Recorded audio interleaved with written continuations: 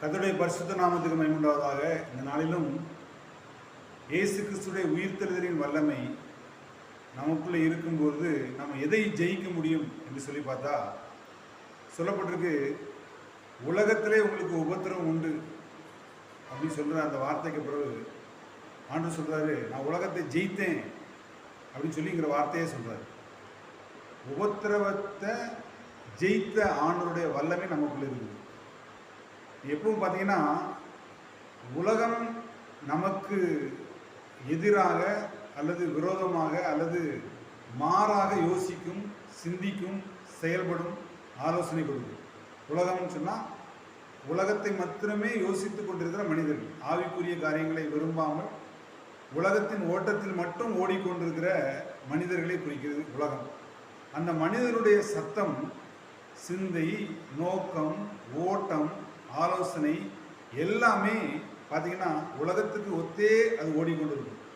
அப்போ நம்ம என்ன போராட்டம் அப்படின்னு சொல்லி பார்த்தோன்னா, பிரதானமாக அப்படிப்பட்ட மனிதர்களிடம் இருந்து, அப்படிப்பட்ட மனிதர்களுடைய சிந்தைகள், எண்ணங்கள், நோக்கங்கள் இவைகளிடமிருந்து நாம் தப்பிக்கொள்வதற்கு ஒரு போராட்டம் உண்டு.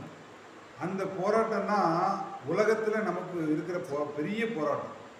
ஆண்டவர் சொல்கிறாரு, நான் இந்த உலகத்தில் வாழ்ந்து அப்படிப்பட்ட மனிதர்களுடைய சிந்தை, சித்தம், திட்டங்கள், நோக்கங்களுக்கு மாறாக தேவ சித்தத்தை இந்த உலகத்தில் நிறைவேற்றி, நீ பார்த்தீங்கன்னா உலகத்தின் மனிதர்கள் நீ ஒரு இடத்துக்கு போகும்போது நீங்கள் வைத்திருக்கிற பொருள் என்ன, கார் என்ன, பங்களா என்ன, ட்ரெஸ் என்ன, இவைகளை மட்டும் பார்க்கும்.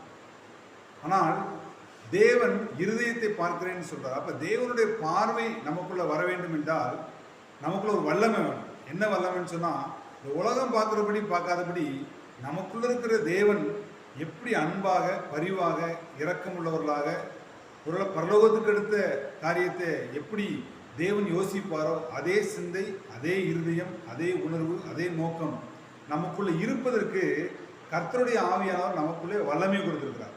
தேவ சமூகத்தில் காத்திருந்து அந்த வல்லமை நமக்குள்ளே பெருக பெருக பெருக உலகத்துக்கு ஒத்த வேஷம் தரிக்காமல் ஆவிக்குரிய ஜீவியத்திலே ஓடி ஜெயிக்க கர்த்தருடைய கரம் நம்மேல் நன்மையாக கூட இருக்கு.